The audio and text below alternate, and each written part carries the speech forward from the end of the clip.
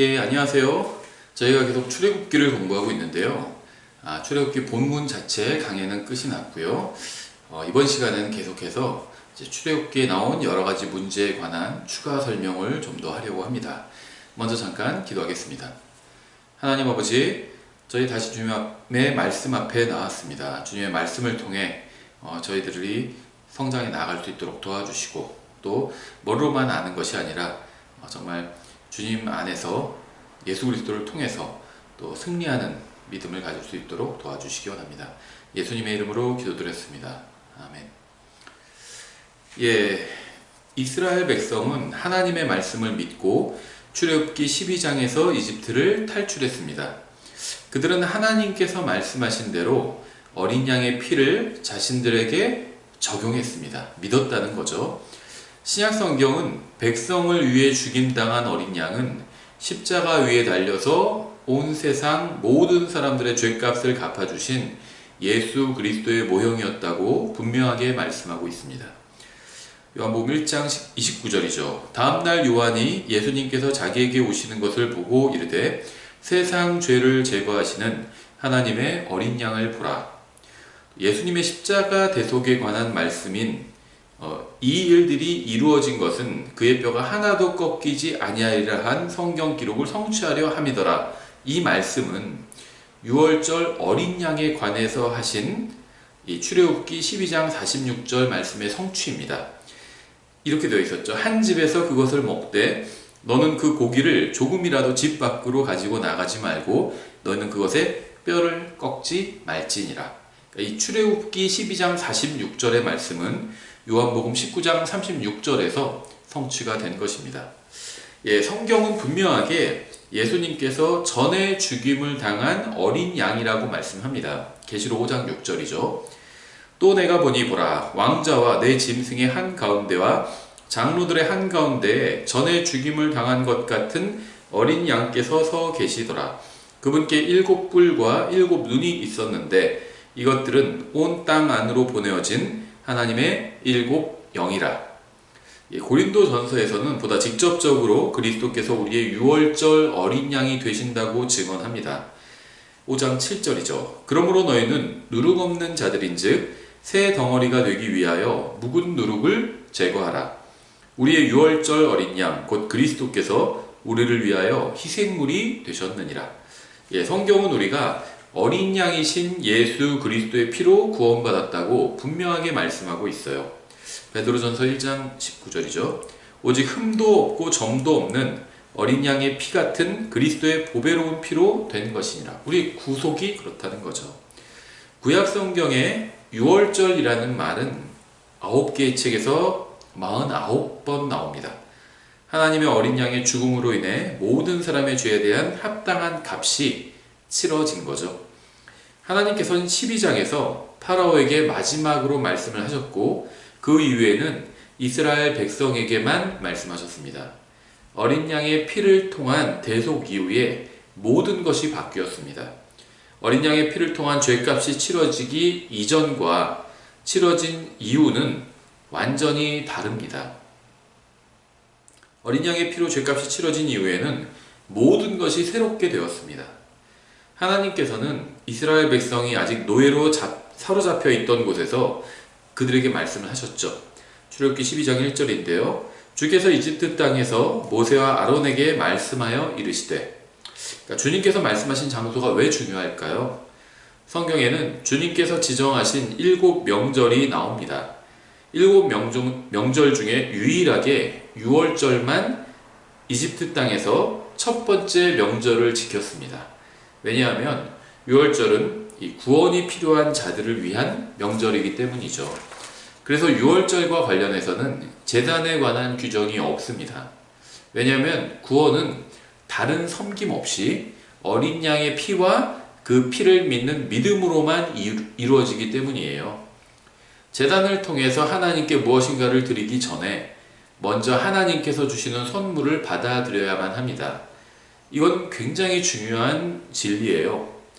모든 거짓 종교는 하나님께 나아가기 위해서는 선한 행위나 희생을 하거나 무엇인가를 하나님께 바쳐야만 한다고 주장합니다.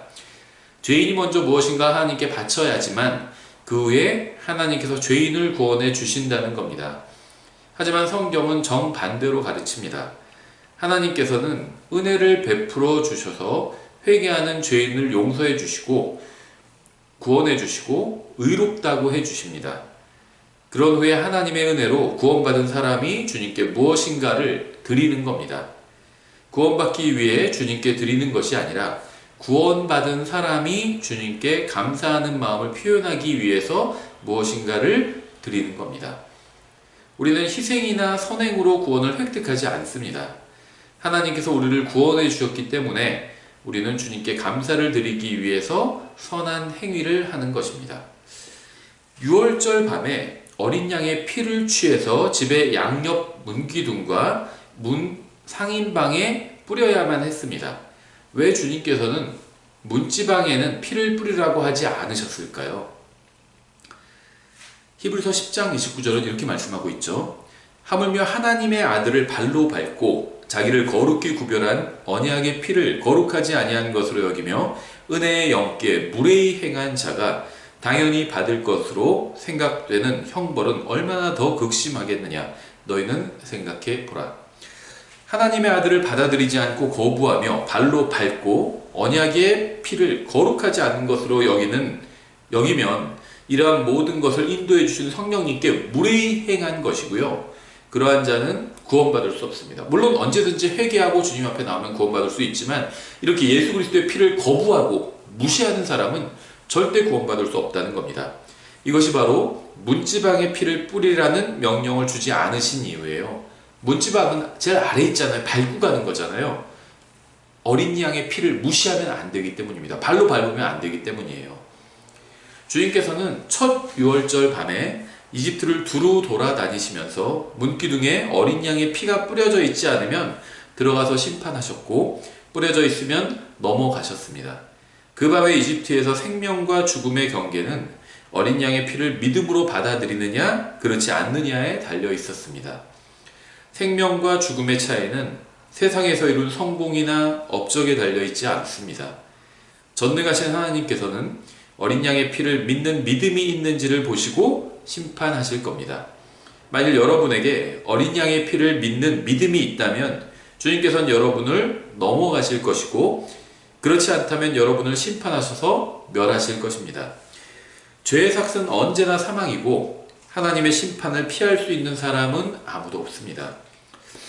출애굽기 12장 9절 이렇게 되어 있죠. 그것을 날로 먹거나 결코 물에 삶지 말고 그것의 머리와 다리와 내장을 불에 구우라. 어린 양에 관한 말씀이죠. 6월절 어린 양과 관련해서 어린 양의 몸은 머리와 다리와 내장 이 세 부분으로 나눠서 생각해 볼 필요가 있는데요.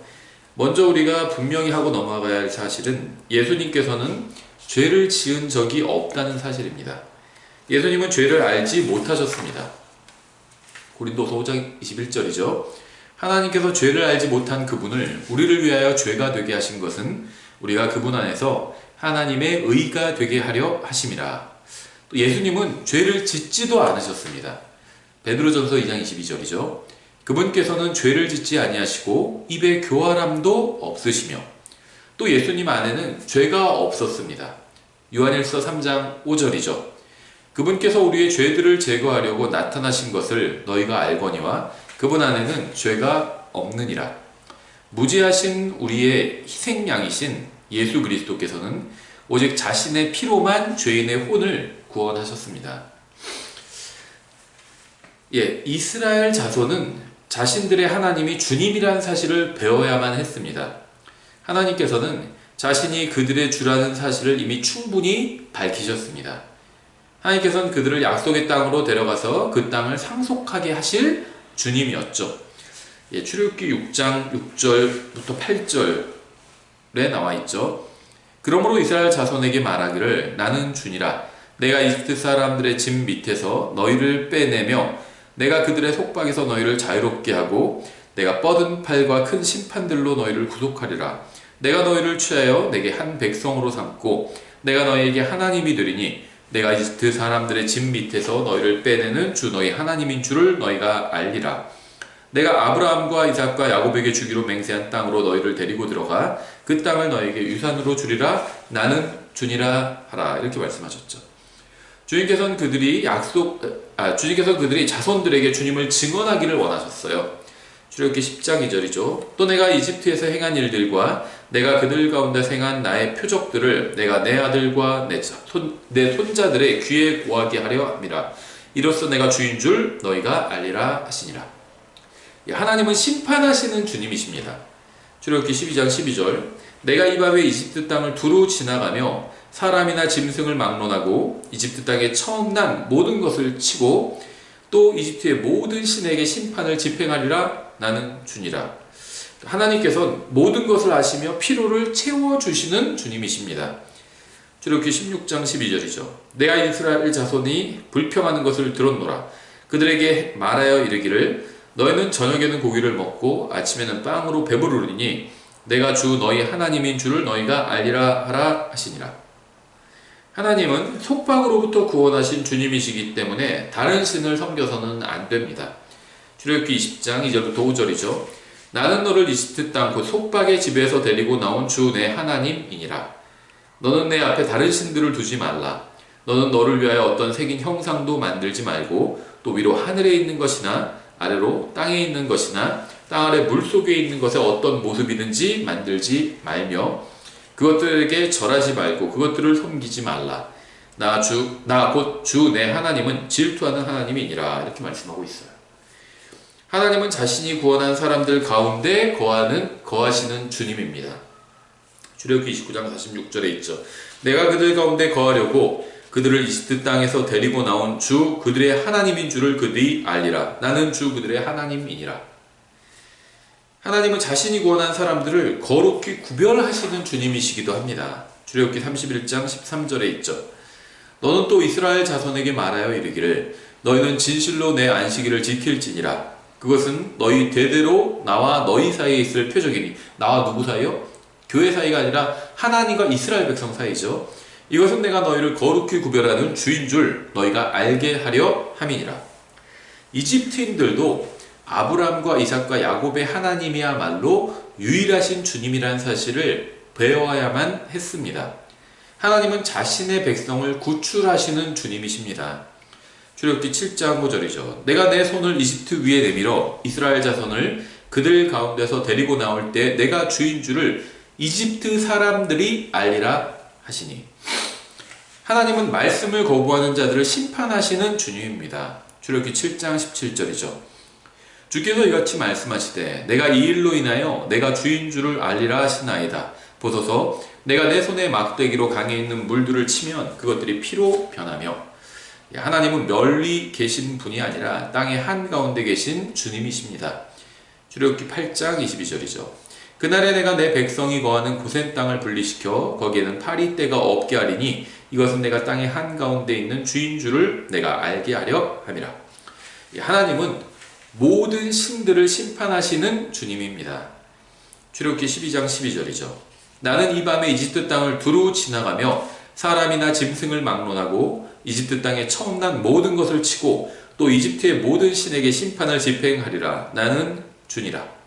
이집트인들은 심판을 통해서 하나님께서 주님이라는 사실을 배웠습니다. 출애굽기 14장 4절.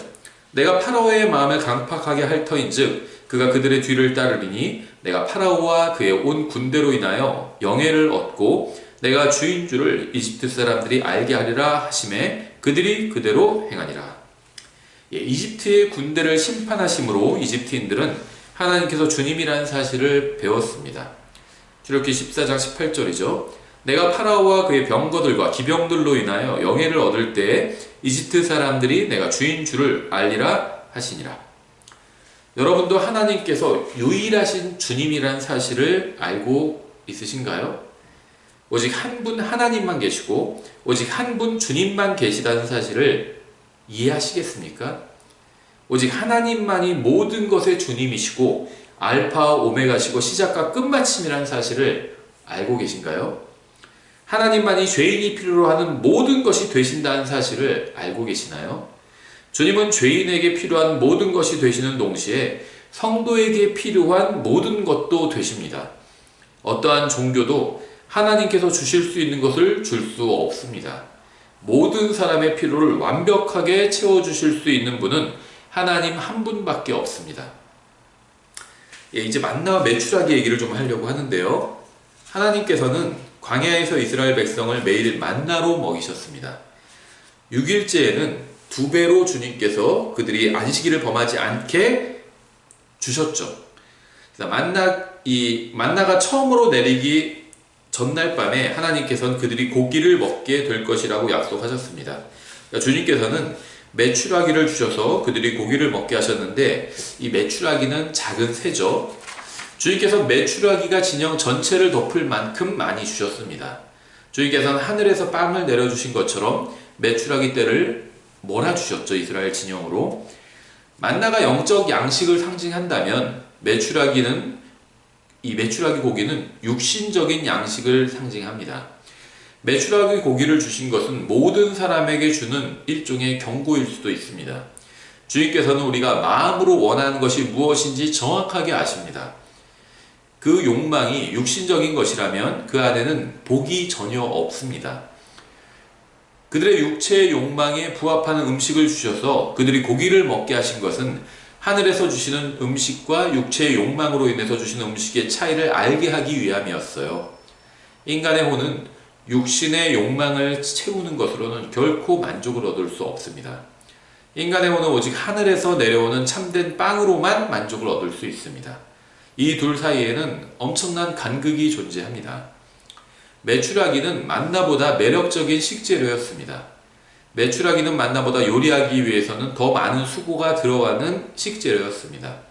그들이 고기를 먹게 될 것이지만 그들은 결국 만나로 배가 부를 것입니다. 출애굽기 16장 12절, 내가 이스라엘 자손이 불평하는 것을 들었노라. 그들에게 말하여 이르기를 너희가 저녁에는 고기를 먹고 아침에는 빵으로 배부르리니 내가 주 너희 하나님인 줄을 너희가 알리라 하라 하시니라. 이 세상 것들은 인간의 혼을 만족시켜 줄 수가 없습니다.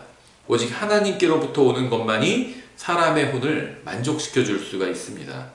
인간의 혼은 육신의 욕망이 채워지는 것으로는 결코 만족할 수 없습니다. 오직 하늘로부터 내려오는 참된 빵으로만 채워질 수가 있습니다. 그래야만 인간이 만족할 수 있어요. 하나님께서는 여러분이 이 세상에서 좋은 것을 누리고 살게 허락해 주실 수도 있습니다. 하지만 그러한 것으로는 결코 혼이 만족할 수는 없다는 겁니다. 하나님께서 이 세상의 것이 아니라 하나님의 것으로 채워주시지 않으면 인간은 결코 만족할 수 없습니다. 저는 이 강의를 듣는 모든 사람이 항상 부족한 육신의 만족을 찾는 것이 아니라 혼을 진정으로 만족할 수 있는 것을 하루빨리 찾게 되기를 간절하게 바랍니다. 성경에서는 만나가 다양하게 묘사되고 있어요. 출애굽기 16장 15절, 이스라엘 자손이 그것을 보고 그것이 무엇인지 알지 못하여 서로 이르되 그것은 만나라 하매 모세가 그들에게 이르되 이것은 주께서 너에게 주어 먹게 하신 빵이라 하니라. 백성은 이게 뭐냐? 라고 불렀어요. 그게 의미가 만나입니다. 이것이 무엇이냐? 모세는 그렇게 함부로 부르지 말라고 얘기를 한 거죠. 주님께서 너에게 주어서 너희가 먹게 하신 빵이다 그것은. 이렇게 얘기를 해줬어요. 사람들이 그것을 알지 못하여 만나라고 불렀죠. 물론 그들이 이것을 주님께서 주신 빵이라는 사실을 알고 있었습니다. 모세가 얘기해 줬기 때문에. 성경은 만나를 하늘의 곡식이라고 불러요. 시편 78편 24절이죠. 그들에게 만나를 비같이 내려 먹게 하시며 하늘의 곡식을 그들에게 주시매. 또한 만나가 천사들의 음식이라고 말씀합니다. 시편 78편 25절이죠. 사람이 천사들의 음식을 먹었으며 그분께서 그들에게 먹을 것을 풍족히 보내셨도다. 이러한 말씀에 의하면 만나는 하늘의 음식이라는 사실을 충분히 알 수 있습니다. 만나는 사람이 만들거나 이 세상의 음식은 아니지만 인간이 먹을 수 있고 음미하고 이해할 수 있는 음식이에요. 출애굽기 16장 31절, 이스라엘의 집이 그것의 이름을 만나라 하였는데 그것은 고수풀 씨 같고 희고 그것의 맛은 꿀로 만든 과자 같았더라.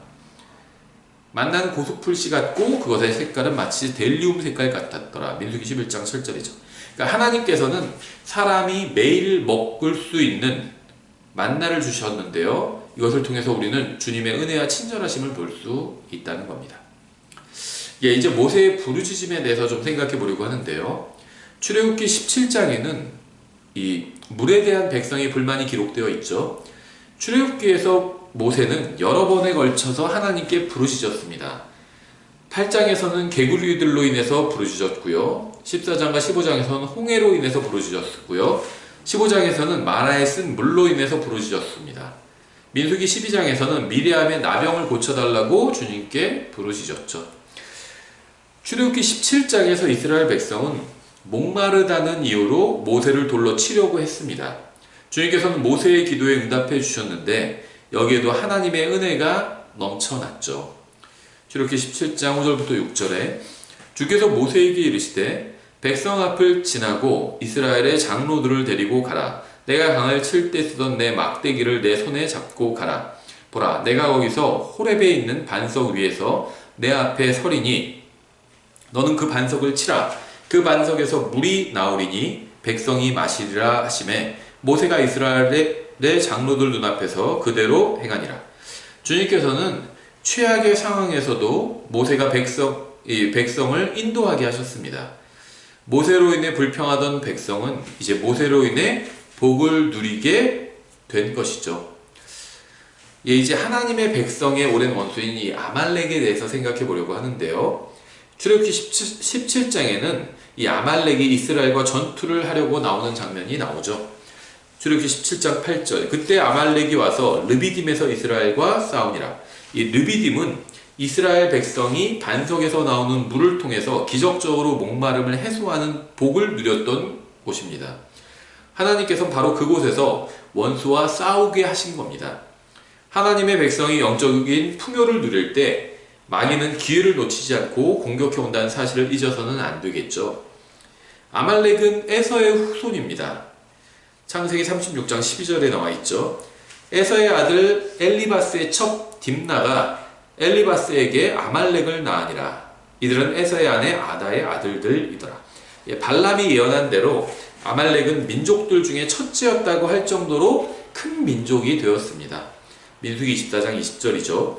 또 그가 아말렉을 바라보며 비유를 지어 이르되 아말렉은 민족들 중에서 첫째였으나 그의 마지막 끝은 이러하니리니 곧 그가 영원토록 멸망하리로다. 이렇게 말씀했어요. 아말렉은 하나님의 백성의 원수였습니다. 이들은 이스라엘 백성이 이집트에서 성장해서 결국 그들을 물리쳤고 많은 재물을 가지고 이집트를 탈출했다는 소식을 듣고 기분이 좀 언짢았을 겁니다. 그들은 빨리 이스라엘을 무너뜨리고 이집트의 보화를 빼앗고 싶었을 것입니다. 하나님께서는 이러한 아말렉을 향해서 철저한 심판을 약속하셨죠. 신명기 25장 17절부터 19절에 너희가 이집트에서 나올 때 아말렉이 길에서 내게 행한 일을 기억하라. 그가 길에서 너를 만나 내가 약하고 피곤할 때 내 뒤를 치되 곧 내 뒤에 떨어진 약한 모든 자를 쳤나니 그가 하나님을 두려워하지 아니하였느니라. 그러므로 주 내 하나님께서 내게 주어 상속 재산으로 소유하게 하시는 땅에서 주 내 하나님께서 내게 안식을 주시고 사방에 있는 내 모든 원수로부터 벗어나게 하실 때 너는 아말렉에 대한 기억을 하늘 아래에서 지워버릴지니라. 너는 그것을 잊지 말지니라. 이렇게 말씀하셨습니다. 아말렉이 이스라엘이 약하고 피곤할 때 뒤를 쳤던 것처럼 마귀는 믿는 사람들을 이러한 방식으로 공격합니다. 마귀는 항상 약한 성도들과 뒤에 떨어진 성도들을 공격합니다. 마귀는 항상 성도가 약하고 뒤에 떨어졌을 때 공격하고 준비되어 있지 않고 깨어있지 않은 사람을 찾습니다. 따라서 우리는 약하지 않고 강한 그리스도인이 되어야 합니다. 믿음과 소망과 말씀과 은혜 안에서 더욱 강건해져야 합니다. 마귀는 약한 이스라엘 백성을 찾아서 공격했던 것처럼 그리스도의 몸에서도 약한 지체를 찾아서 공격합니다. 몸의 한 부분에 공격을 당하면 전체가 고통을 받게 되기 때문이죠. 앞서 살펴본 것처럼 이스라엘과 아말렉은 모두 아브라함의 자손입니다. 이러한 점은 아말렉이 상징하는 육신이 우리의 육체와 밀접한 관련이 있는 것과 같죠. 로마서 6장 19절 너희의 육신이 연약함으로 내가 사람들의 관례대로 말하노니 전에 너희가 너희 지체를 부정함과 불법에게 종으로 내주어 불법에 이른 것 같이 이제는 너희 지체를 의에게 종으로 내주어 거룩함에 이르라. 로마서 7장 14절 우리가 알거니와 율법은 영적이나 나는 육신적이어서 죄 아래 발렸도다. 로마서 7장 18절 내 안에 곧 내 육신 안에는 선한 것이 거하지 아니하는 줄을 내가 아노니 원함은 내게 있으나 선한 그것을 어떻게 행할지는 내가 찾지 못하노라. 로마서 8장 1절 그러므로 이제 그리스도 예수님 안에 있는 자들에게는 정죄함이 없나니 그들은 육신을 따라 걷지 아니하고 성령을 따라 걷느니라. 우리는 육신의 욕망대로 살 때가 있어요. 육신의 욕망이 뭘까요? 갈라디아서 5장 16절부터 21절에 잘 나와 있죠. 그러즉 내가 이것을 말하노니 곧 성령 안에서 걸으라. 그리하면 너희가 육신의 욕심을 이루지 아니하리라. 육신은 성령을 대적하여 욕심을 부리고 성령은 육신을 대적하나니 이 둘이 서로 반대가 되므로 너희가 원하는 것들을 너희가 능히 하지 못하느니라. 그러나 너희가 성령의 인도를 받으면 율법 아래 있지 아니하니라. 이제 육신의 행위들은 명백하니 이것들이라 곧 간음과 음행과 부정함과 세욕과 우상숭배와 마술과 징후와 불화와 경쟁과 진노와 다툼과 폭동과 이단파당과 시기와 살인과 술취함과 흥청됨과 또 그와 같은 것들이라. 내가 또한 전에 너희에게 말한 것 같이 이것들에 대하여 미리 너희에게 말하노니 그런 것들을 행하는 자들은 결코 하나님의 왕국을 상속받지 못하리라. 아말렉이 바로 성령님을 따라 살기를 거부하는 이러한 육신을 상징합니다. 갈라디아서 5장에 나온 육신의 행위들은 약속의 땅으로 가는 하나님의 자녀들의 여정을 방해합니다. 우리는 육신이 우리의 신앙 여정을 방해하지 못하도록 항상 깨어서 대비해야 합니다. 이스라엘 백성은 아말렉에게 승리했습니다. 출애굽기 17장 13절부터 16절에 나와 있죠. 여호수아가 칼날로 아말렉과 그의 백성을 무찌르니라. 주께서 모세에게 이르시되 이것을 책에 기록하여 기념으로 삼고 또 여호수아의 귀에 그것을 되풀이하여 말하라. 내가 하늘 아래에서 아말렉에 대한 기억을 철저히 없애리라 하시니라. 모세가 제단을 쌓고 그것의 이름을 여호와 니시라 하였으니 이는 그가 이르기를 주께서 아말렉과 대대로 싸우리라고 주께서 명령하셨도다 하였기 때문이더라. 우리가 깨어있기만 한다면 우리는 육신에게 질 이유가 없기에 항상 승리할 수 있습니다. 주님께서는 이스라엘 백성을 위해서 싸우셨듯이 우리를 위해서 일하실 것입니다. 주님께서는 자신의 백성을 위해서 적들이 아예 존재하지도 않게 하지는 않으실 거예요. 주님께서는 적들이 아예 없거나 공격하지도 못하게 하지 않으신다고 말씀하신 적이 없습니다. 주님께서는 우리를 대적하는 자가 없게 하시겠다고 약속하신 적이 없습니다. 만일 그랬더라면 신약 성경에서 우리에게 선한 싸움을 싸우라거나 하나님의 전신갑주를 취하라는 말씀을 하지 않았을 것입니다. 오히려 성경은 우리의 대적 마귀가 울부짖는 사자처럼 삼킬 자를 찾아 두루 다닌다고 말씀하고 있어요. 베드로전서 5장 8절과 9절이죠. 정신을 차리라 깨어있으라 너희 대적 마귀가 울부짖는 사자같이 두루 다니며 삼킬 자를 찾나니 믿음에 굳게 서서 그를 대적하라. 세상에 있는 너희 형제들도 동일한 고난을 겪는 줄 너희가 아느니라. 성경은 명백하게 우리를 대적하는 원수가 이 세상에 있다고 말씀합니다. 우리는 이 세상에서 하나님의 자녀요 군사로서 영적 전투를 치러야 합니다. 물론 우리는 예수 그리스도 안에 승리가 있음을 잘 알고 있어요. 예수 그리스도 안에는 우리의 혼의 구원만 있는 것이 아니라 믿음의 승리도 있습니다. 우리가 그 승리를 믿음으로 취하기만 하면 됩니다. 우리는 죽어서 하늘로 가기만 하는 것이 아니라 예수님과 함께 승리자가 될 것입니다. 비록 우리가 문제에 빠지거나 고난을 당할 때도 있고 보이는 원수들과 보이지 않는 원수들로부터 공격당할 때도 있지만 매일 믿음으로 승리를 하면서 그러나 우리 주 예수 그리스도를 통하여 우리에게 승리를 주시는 하나님께 감사하노라는 고백도 할 수가 있습니다. 그리스도인의 삶에는 고난과 어려움과 원수가 있지만 그럼에도 예수 그리스도로 인해서 항상 승리할 수 있습니다. 구원받은 사람에게는 어려움과 고난이 없다는 그것은 마귀의 거짓말에 불과합니다. 하나님께서는 이러한 것들을 우리에게 허락해 주셨는데요. 그 이유가 뭔지 아세요? 우리가 예수 그리스도 안에서 승리를 누릴 수 있게 하기 위함입니다. 고난이 있어야 승리도 있어요. 고난이 없고 어려움이 없고 원수가 없으면 승리도 없습니다. 주님의 거룩하신 이름에 모든 영광을 돌립니다. 여러분은 예수 그리스도 안에서 믿음으로 살 수 있고 믿음으로 승리할 수 있습니다. 예, 감사합니다.